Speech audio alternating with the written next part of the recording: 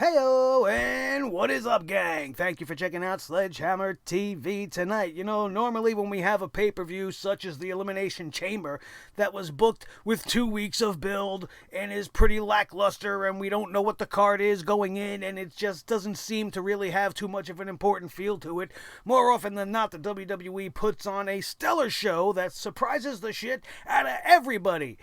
This was not one of those times. While we did have a couple of cool chamber spots, we had a new Intercontinental Champion crowned on this evening. We had an appearance by The Undertaker. We tried a few things on this night. Everything fell completely flat, and you can book an Elimination Chamber the way they booked the Elimination Chamber tonight. You can't book it like that and get a free pass when it comes to this channel, and we are going to talk about all of it right here and right now. My name is Nick Nightmare, and you are watching the Sledgehammer Wrestling Show's Elimination Chamber Review and Reaction Show. Let's do it.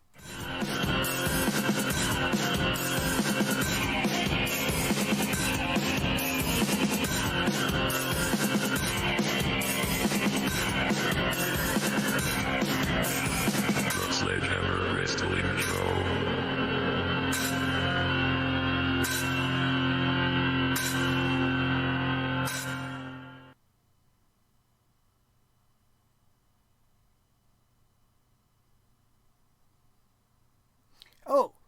Oh my god, I'm doing a show. Holy shit, I'm so glad I woke up. I'm sorry, you guys. I was just thinking about what happened at the Elimination Chamber. I was trying to get my thoughts in order before we got to the main screen, and I fell asleep. Apparently, I suffered from Philadelphia-itis this evening. Philadelphia, Pennsylvania is a hotbed for professional wrestling. It is usually home to the hottest crowds of the year. Vehement audiences that are not afraid to voice their displeasure and make their opinions known. But tonight, all of those fans decided we don't give a shit about the Elimination Chamber, and we're going to stay home and fall asleep on our couch like the rest of you. And let's let all the casuals go see this show, because that's the only thing I can imagine.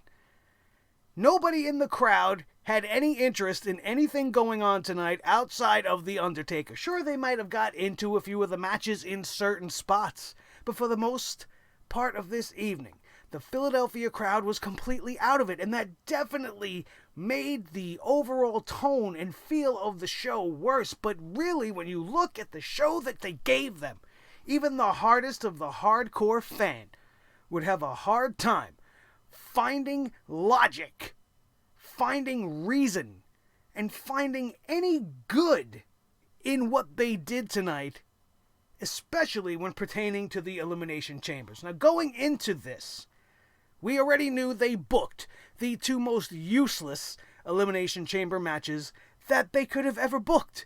The Tag Team Championships for SmackDown did not need to be defended in an Elimination Chamber only weeks after being won by The Miz and Morrison.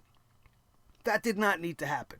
Even more so, more obviously, we didn't need the Women's Elimination Chamber match to give a match to Shayna Baszler that she was already going to have.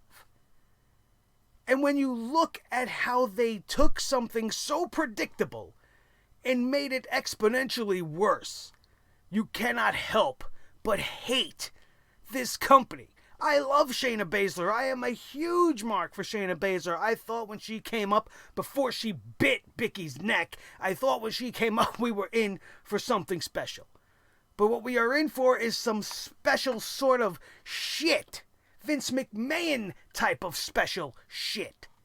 With the recent rumors that Vince McMahon has somewhat soured on Shayna Baszler, was this his way of sabotaging her?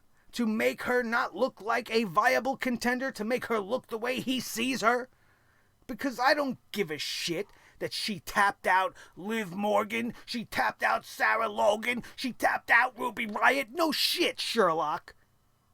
But if you are the person that booked this matchup, you should be ashamed of yourself. The man or woman in charge of this matchup should be fired. At the very least, they should be repositioned to a job that's more suited to their talents. And being that they're so fluent in shit, maybe you should make these people the fucking janitor. How do you have Shayna Baszler standing around doing nothing on 2 separate occasions for almost 5 minutes in this matchup? That's supposed to make her seem like a real villain. That's supposed to build her up, right? That's supposed to get the crowd into Shayna Baszler. Why not do the fucking smart thing here? The first way they messed up is they didn't leave Shayna Baszler for last. She should have been the last entrant in the cage. There's no ifs, ands, or buts about it. You let everybody go out there, you let everybody get their shit in, and then when Shayna comes in, one by one, she takes them all out within seconds, leaving it to her and Asuka where you can have a little bit more of a back and forth, because Asuka's supposed to be awesome. And then Shayna Baszler could win, looking like a badass because she came out and tore through 5 women in record time. Not standing around the chamber posing. Standing in front of Asuka, letting Asuka scream in Japanese for all the world to hear. What kind of booking is that? How is that supposed to make her look like a badass? Oh, Shayna ran the table. So what? I didn't want to see Shayna Baszler standing around. She should have been like a dominant predator, playing with her prey, teasing when she was going to tap somebody out or not.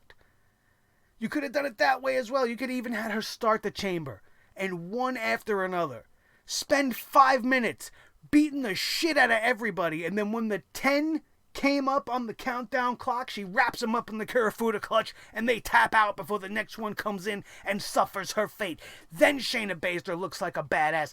Not like this. This was horrible to watch. This was boring right from the get-go. There was no big spots.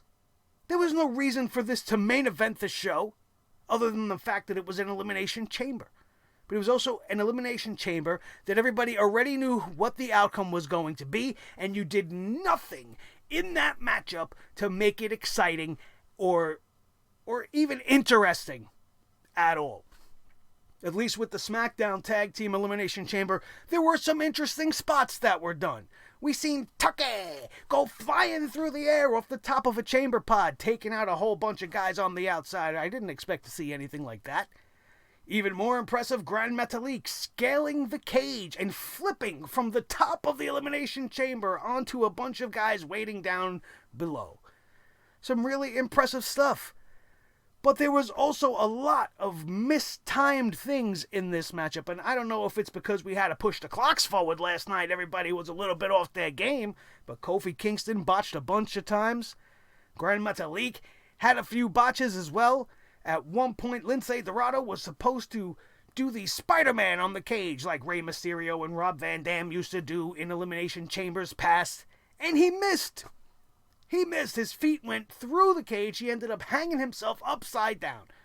It did end up looking cool, and he didn't get hurt, and he recovered fairly quickly. But I call it like I see it. This match was very sloppy, and it was kind of boring as well. In-between spots were just useless.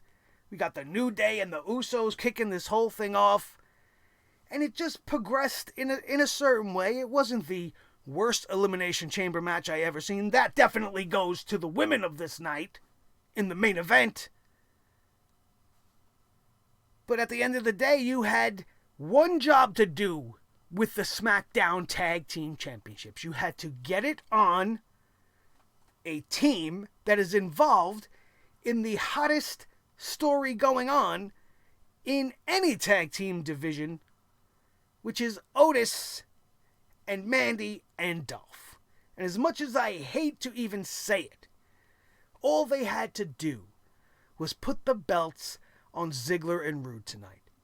There was no need for The Miz and Morrison to remain the champions.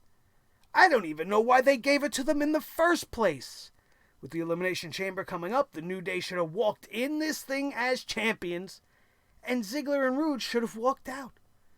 But here's how this match should have been booked. The New Day, well, they're not the champions. Let's go with reality, all right? Because we can't imagine the New Day were champions, because that's what I would do. I would have never taken them off the belts. I would never taken the belts off the New Day, and they would be the champions in this scenario. But Miz and Morrison should have been the first team to enter and the first team eliminated, guaranteeing us a new champion. And then you slowly go through the Usos, you go through the New Day, however it is you want to get them eliminated, leaving, and the Lucha House shit party, leaving the final two teams to be Ziggler and Rude versus Heavy Machinery. Otis would be over like Rover. The crowd would be chomping at the bit to see Heavy Machinery win this thing, only to have Dolph and Bobby Roode take it from them right before they get their hands on their goal.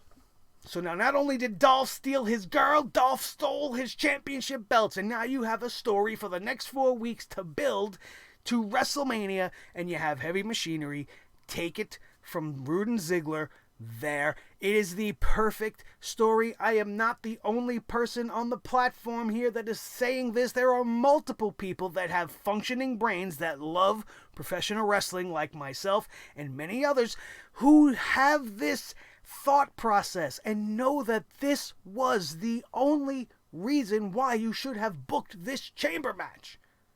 To book this chamber match and waste it on not changing the championships and leaving the belts on Miz and Morrison when all was said and done, what was the point of this match? There was none. My favorite match on this night was the opening matchup. Daniel Bryan versus Drew Gulak. What? Are you hearing things? Did he just say Drew Gulak was in his favorite match? You're goddamn right I did. This was a masterclass in pro wrestling. Real wrestling. Not this flippy-dippy shit they do in AEW. Not any of the stuff they try to pass off as wrestling for the rest of the main roster. This was old school. It just gave me goosebumps watching these guys actually wrestle. And wrestle with purpose and wrestle with heart. And Drew Gulak had something to prove tonight. And even though he lost, he proved it to the world that he could hang with Daniel Bryan, making Daniel Bryan question himself at parts during this matchup because Drew Gulak seemingly had the answer for everything Daniel Bryan was throwing at him, just like he promised he would. And on many occasions, very, very close to winning this matchup.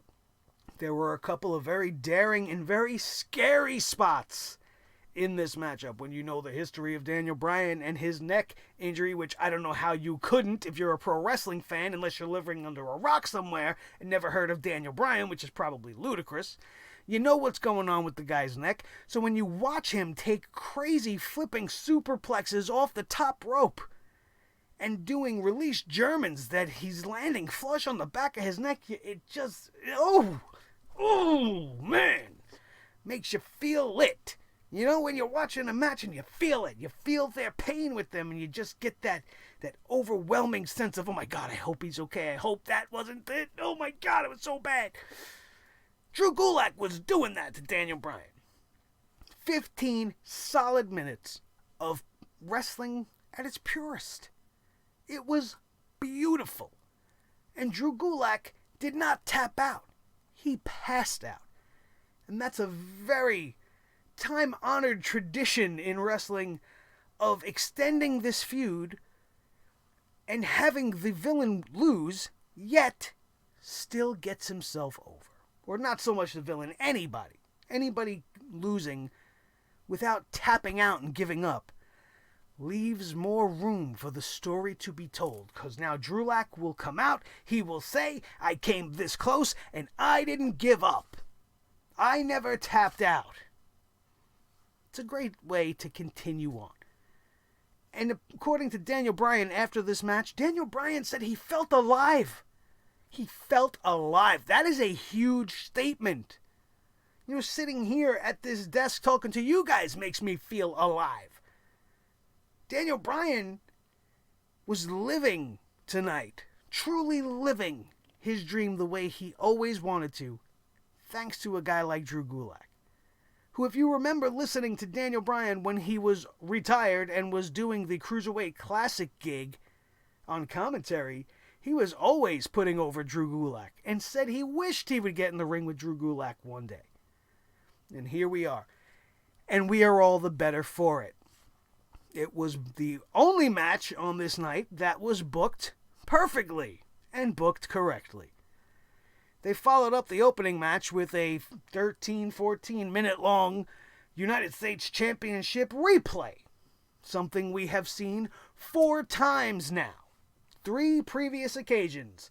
Andrade has put the championship on the line against Dr. Dimples, Humberto Carrillo, and he lost every time. Humberto went away for 30 days, so we forgot about him. But then they brought him right back and gave him a United States Championship match once again because he pinned Andrade in a tag team match with Rey Mysterio and Angel Garza. And I'm like, why? Why are we doing this again? They have to be giving the championship to Carrillo tonight. They have to. What would be the point in seeing this for a 4th time? Not that it would make much sense, because Carrillo has not won a match outside of that tag team match with Rey since last year. Since December. That's months ago at this point. So why is he in this situation? Why is he being gifted this? He's got to be winning tonight. But he didn't. He didn't. It was just more of the same. And Andrade, after a okay matchup, ends this thing by holding on to Dr. Dimples' tights, almost showing us the dimples on his ass that nobody wants to see. Zelina Vega was out there doing her Zelina Vega thing, and it was everything that we've already seen on Monday Night Raw, and every other time they throw these guys against each other, so there was nothing special about it. The only special thing that could happen following Andrade winning is that they finally move them either away from each other or take Humberto and his dimples and turn him heel and align him with his cousin and Andrade, and all of them could be led by Zelina. And, you know, the WWE's got the faction boner right now, right? They got AEW's popping up all these factions. They got to keep up with the Joneses, right? So here you go. And then, for our benefit, we won't have to keep seeing the 4 Latino wrestlers they have wrestle each other in a round robin all the time. And they'll get together and maybe they can actually do something cool. Best case scenario. But that's how I would do it. You know, that's not how they would do it. It's too easy. And I don't understand how they can't come up with it when it's that easy. It's sitting right there on a plate for you. Ridiculous. Just as ridiculous as this AJ Styles promo that they decided to have tonight. Everything on this night ran way too long. All the matches were given too much time. All the promos were given too much time. And all in all, we didn't really get much out of any of these things that were taking up our time tonight. AJ Styles was mentioning his no disqualification match with Aleister Black. He says that he will admittedly have the advantage, and it's not going to be a fair fight, not because Gallows and Anderson are behind him, but because he's AJ Styles, and he's phenomenal. And then he starts blabbing. He's like, the only person that's going to get disqualified out there now is me. And I'm like, what the fuck did he just say? And then I think he realized he messed up. And then was like, oh, look, there's like something over there. I gotta go. And then like walked off. It was like when Shelton Benjamin was walking around saying nothing and then walking away. It's like, that was awkward. That was weird. That did nothing. And it made AJ Styles look ridiculous. The Elimination Chamber match was up next for the SmackDown Tag Team Championships. The Miz and John Morrison defeated The New Day, The Usos, Heavy Machinery, Gran Metalik, and Lince Dorado, and Team Rudolph. The best thing about this match was the spots with Otis when he went through the plexiglass. Now, that's a spot that we see in every single Elimination Chamber match, but in this instance, my man Otis was so going full steam ahead that he ended up busting not just through the plexiglass, but clear through the chamber, and ended up outside. Best moment of this entire match to me. I did totally dig the flip by Lince from the top.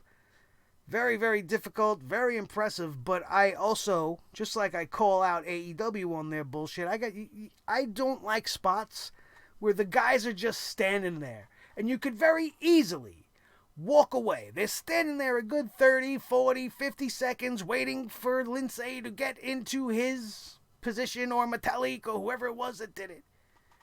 And then they stood there and let him do it. And I'm like, that's kind of counterproductive. Makes everybody look silly. But it was cool. It was very cool. Outside of that, we already talked about how they really dropped the ball here. And Miz and Morrison are still your tag team champions. I can't even imagine where they're going with this next. Do they really believe that Mandy Rose is equal to the tag team championships? That Dolph and Otis fighting over her affection doesn't need the championships to elevate what is the most interesting story they have in that division? How do they not think that? Same way they don't think it about Bray Wyatt and John Cena. They don't know what they're doing. And there are matches that clearly need the championships to be special and to be even more important. But they don't know what they're doing. The single most illogical and stupidest no disqualification match I've ever seen. This is now the second time they have taken the match of AJ versus Aleister Black and completely tainted it. We are never going to see this match the way it should be. With just a simple one-on-one match, let these guys go at it. Who's the better man? So now you're sitting there going, there's no disqualification. You figure Luke Gallows and Carl Anderson are on the outside and they are going to play a major part in this match, being that there's no disqualification. But you would be wrong if you thought that, because apparently Gallows and Anderson are fucking stupid. If those were my henchmen, and what happened to AJ happened to me, and my two idiots stood there for almost 25 minutes and did barely anything, they would be fired and scooping up shit on the janitor's line with the writers of this program. You've got to be kidding me. At the very least, this should have been a glorified 3-on-1 match. They should have been intervening every chance they got. And you know how this wouldn't have got old? You shouldn't have booked it to be a 25-minute lead-up to an Undertaker appearance. Because you took the match and made it about that. And that's what this should have been about the whole time. And you could have accomplished this without making Aleister Black look like a driveling idiot, without making AJ Styles look like he doesn't know how to lead a group, without making the OC look completely useless, by having it all wrapped up in 10 minutes time. You have AJ, Gallows, and Anderson beat the shit out of Aleister Black for 9 minutes straight without him throwing a punch. And they don't look like they're even interested in getting a pin. And then, dong, you could have your gong go off the way you're so desperate to have the gong for WrestleMania season.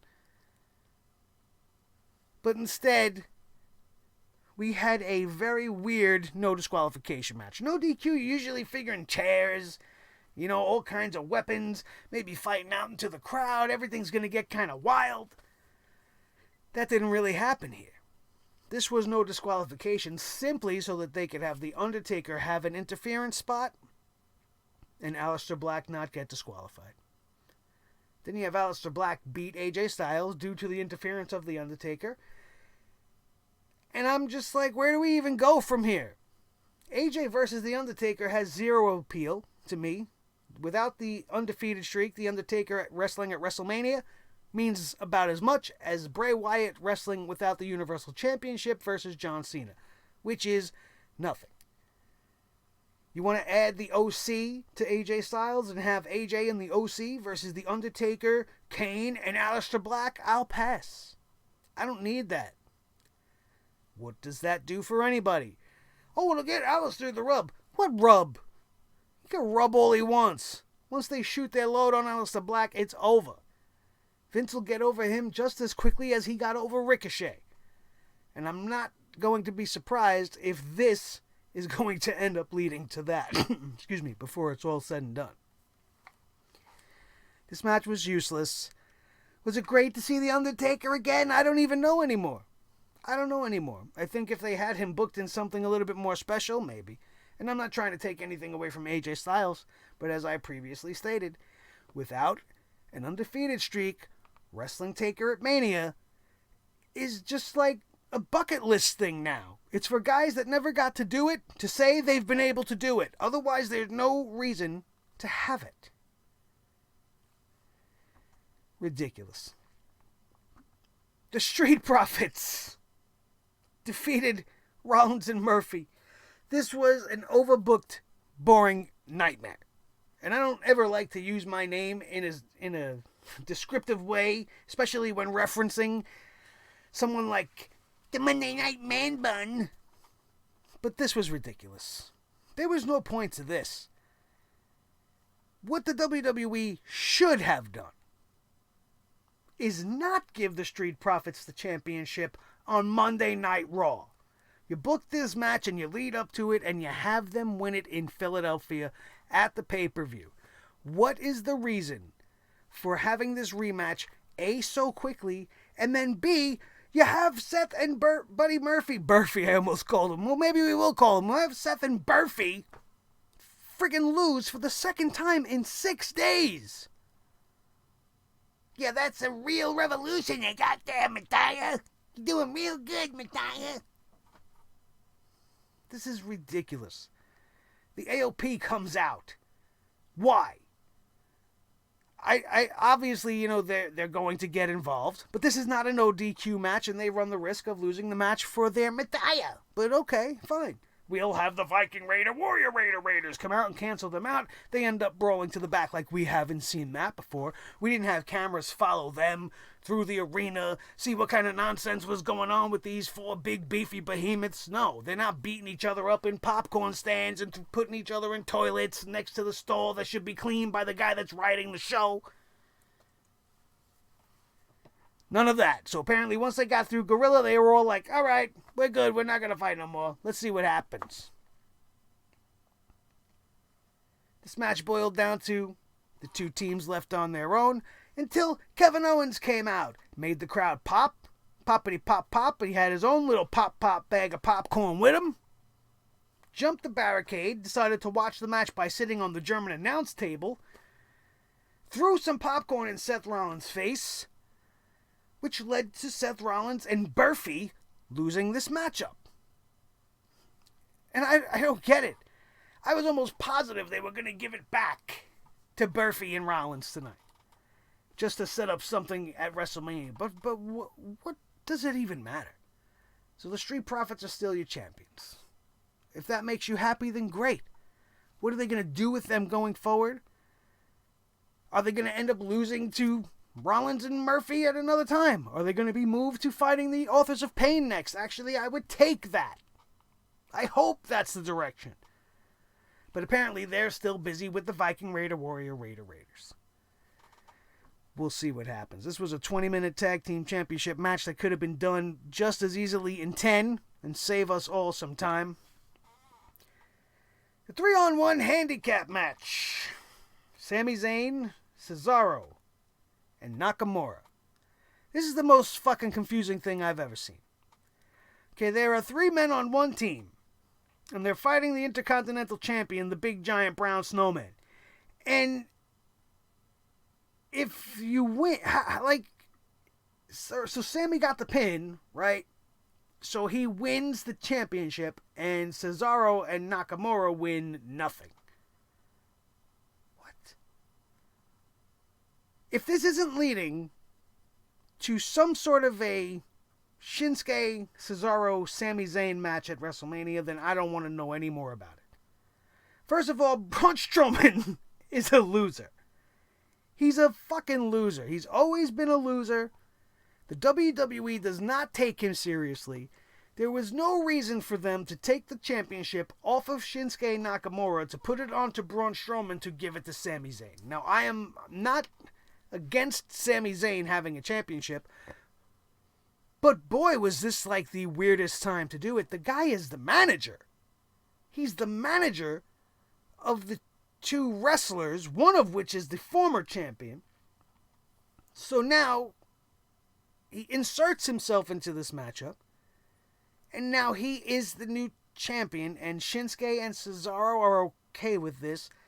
And Strowman immediately looks like he belongs back on the dumpster barge on a one-way trip to no man's land, to Big Show land. And what was it all for? Like, I don't understand it. It was probably the most shocking moment of the night. Maybe they did it purely for that, just to shock us. And hopefully the story that follows is going to make this all seem awesome. This could just be the beginning of something that might actually be interesting to see at WrestleMania, since there's nothing they got for me yet. I don't know, man. I just think it's ridiculous how they book things and how they're hot potatoing the championship now. And for what? Like, I don't know, Sami Zayn, a guy that hasn't had a match, a legit one-on-one match in I don't even know how long. But he's our Intercontinental Champion. Does it make sense? No. Was it the worst thing that happened on this night? Absolutely not. But it still doesn't make sense. Not at all. Doesn't deserve a poop hammer, in my opinion. But the poop hammer does go to the Women's Elimination Chamber match. And, just to be fair, to the other chamber match. Only because it had the wrong outcome. We already touched base on what the women did here. If you want to get into it again, it's not going to take us long, because it was ridiculous. Shayna Baszler ran through everybody. But the few things that I did notice that had nothing to do with Shayna Baszler is that Sarah Logan is awful. She's awful. There were 3 times on this night where she very clearly really hurt Natalya due to her carelessness in her execution. I seen it. I'm sure some of you have seen it as well. I know I'm not the only one. What else did I notice? Ruby Riott still has the same fucking theme song, which is stupid. But, not that important, but really, she's making a change. She's away from the Riot Squad, but she's going to keep the Riot Squad music. We'll just do to her what we did to Roman. He's going to be the one-man Shield. She'll be the one-woman Riot Squad. Actually, it's not a bad idea if she wanted to call herself that, but, they're not going to do that neither. What else did we notice? Liv Morgan hasn't fucking changed at all. Liv Morgan teased this whole character rebirth. And the only difference is her hair isn't dyed, she's not wearing ponytails, and she stopped blowing the Smurf Village to make her tongue blue. Papa Smurf's got blue balls now. 'Cause Liv ain't coming back to the village to service all the Smurfberry juice out of their Smurfberries. Otherwise, she's the same. And you know what else I noticed sometimes watching Liv Morgan? That she's actually struggling to not do some of the things she used to do. She wants so bad to stick her tongue out. Did you see that? A couple of times tonight, she's doing her little poses. She's doing her Liv Morgan stuff on the ropes. And she keeps wanting to do it. But she knows that's old Liv. I can't do that. So you see her kind of battling herself in there. If you caught that, you got as sharp eyes as I do. But this match wasn't about the Riot Squad. This match wasn't about Natalya. This match was all about Shayna Baszler. I was nervous going in because, as we talked about, the reports of Vince McMahon souring on Shayna Baszler. Maybe not having confidence in her as the WrestleMania main eventer for the women's division against Becky. But that is no longer a concern, as she has won this chamber matchup in the most underwhelming way possible. Oh, well, she tapped out everybody in less than 60 seconds. Did you see who we're talking about? Do you see who we're talking about? The 3 women, 4 women, Natalya, a veteran who's not going to win, and the 3 members of the Riot Squad. As soon as Shayna Baszler gets in the ring with somebody worth her salt, she struggles. Almost loses twice. And I actually thought that Vince McMahon was going to strike. Excuse me. And on multiple occasions, I thought Asuka was going to end up upsetting and shocking the world. And I almost wish she did. Because the way they made Shayna look is not exciting. She didn't look bad, I guess, but it definitely doesn't look exciting. And I don't know how you could fail so epically with something so easily. The first thing that comes to mind is not even booking this chamber. She is clearly the one and only person that could stand against Becky in that division. She came in and took a chunk out of the girl's neck. Why does she have to battle through other people unworthy of the spot in a chamber in the first place? The story was already there. Now you're just muddying it up. Bayley still doesn't even have a challenger for WrestleMania. What happened to those Elimination Chamber matches? Those 2 matches would have been better if we would have seen the SmackDown women and if we would have seen a men's 6-man. But no, that's not going to happen. We were supposed to see Sheamus in there and Roman in there and all of that. But Roman don't have to earn his way. He just gets to ask and tell people, I'm next. He's earned that, I guess. I don't know. What I do know is this Elimination Chamber had a few ups, but they were very few, very far between, and this company is, as always, truly lost its way. This was on 2 weeks build, in front of a dead crowd, doing things that didn't need to happen. And outside of Drew Gulak and Daniel Bryan, I really didn't give a shit about anything else that they put on the TV. Nothing else got me excited. But I was grateful for that one match because at least I know that it's not me. Because when it's good, I enjoy it. And when it's garbage, it gets a poop hammer. And the Elimination Chamber, all night long, was nothing but a big fat steaming pile of poop hammers that I don't wish to revisit anytime soon. Thank you guys all so much. We're going to wrap this up and get out of here. I don't want to talk about this shit no more. We are going to be talking about Monday Night Raw tomorrow night, and then, of course, AEW and SmackDown this week, and it'll be interesting to see where we are going as we are now on this voyage to WrestleMania officially. We don't have any more fucking detours that are going to ruin things along the way. And AEW's building up towards, or building up after Revolution, and we got Blood and Guts coming our way at the end of March. There's going to be a big announcement about the teams being involved and the rules of the match, and we will be here to go over all of that with you guys this week as well. Thank you all so very much for your continued love and support of this channel. We are going to be rolling out the t-shirts again soon for WrestleMania, so get ready to pick your favorites because we got all new designs featuring some of the all new logos and stuff that you see around you that I know you guys really were into. So if you're looking forward to that, let me know down in the comments section below, as well as let me know what you thought of tonight's ridiculous piece of garbage Elimination Chamber pay-per-view, because it was freaking awful, unnecessary, and not worth anybody's time. My name is Nick Nightmare. This is the team. Thor the Sledgehammer, the official Sledgehammer of the Sledgehammer Wrestling Show. His tag team partner, the World Heavyweight Champion of all the microphones in all the world, Mr. Blue, the Snowball Microphone. The most important member of the team, as always, is each and every one of you guys. So make sure you hit that subscribe button, ring that notification bell so that you don't miss a thing on Sledgehammer TV, and then share this video with each and every one of your wrestling buddies all over the wrestling world. And most importantly, hit that thumbs up if you had a good time today, if it made you laugh, if it made you cry, if it made you understand why this freaking show was just a complete waste of your night.